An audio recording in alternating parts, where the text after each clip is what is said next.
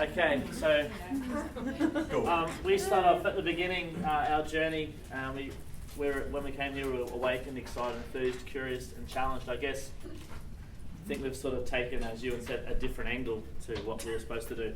So we used the picture of you in there playing the Wii because it made us as teachers jump up and sort of get a bit more excited about our professions. We've been teaching for a while, and it was a change that we all thought and we all kind of had been teaching not exactly like design thinking, but in a similar kind of way. So we were trying to get the kids to do different kind of things. Then reality hit, and we could constantly ring in our heads was epic, non-Googleable with the kids. The kids were saying the same thing to us.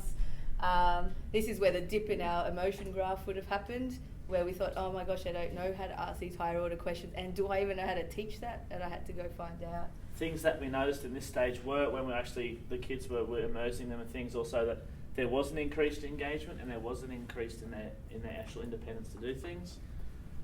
And at the end of it, we really noticed that the kids, maybe the product wasn't as good as what we expected with everything they'd been doing, but the journey itself had been really good and the kids were really engaged, and their knowledge and what they understood at the end of it was really deep compared to what they would normally do if they were doing the same unit. So, and just quickly, post-its, for example, you said to go messy. That was our first project. The second project was a lot messier.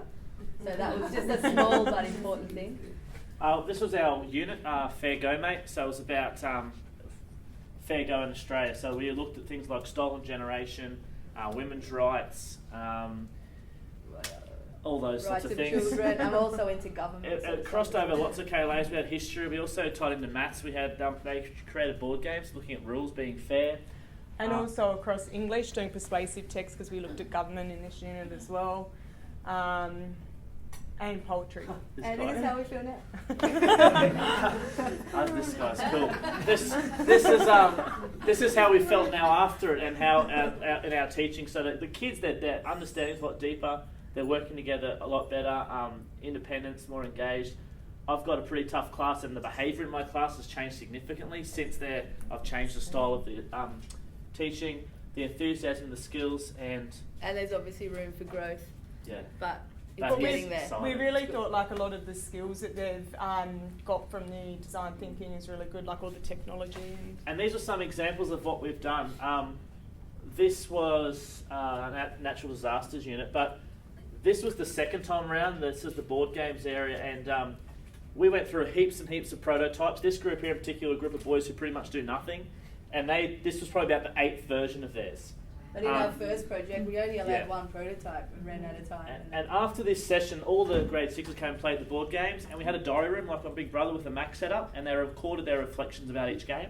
And that's that. All of those things got bigger and better, is pretty much what that says. Assessment results are actually getting better. Our spelling results, we've even used sort of offshooted from a design thinking approach to our spelling program as well. Massive parent issues, however, over a while the spelling results have actually come up quite a long way. So the kids now, we give them a spelling sound and they create their own spelling words for the week rather than giving them to them, so they're real life words they'll use. Future challenges was technology.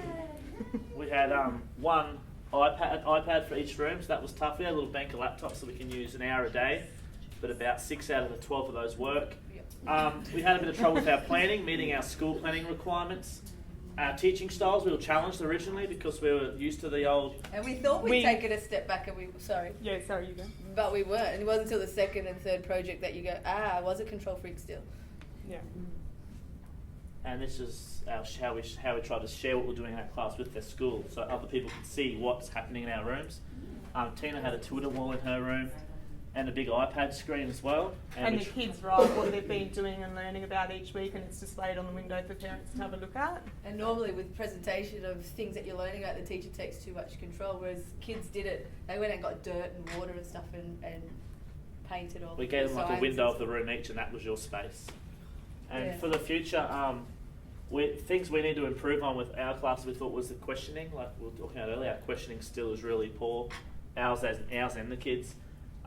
Structure and planning of it, we still probably need to let go a bit more. and then really looking at trying to get across more KLAs. We found that at first we just tried one, then we tried a couple more, but we think we can actually compass a few more. And we feel a bit isolated because there's only 3 of us in the one grade, no one else in the school, no one really knows what else is happening. So we haven't really had a chance to tell anyone about it. So that's we sort of feel like we're doing this thing by ourselves. I think you've just changed that. So thank you for sharing.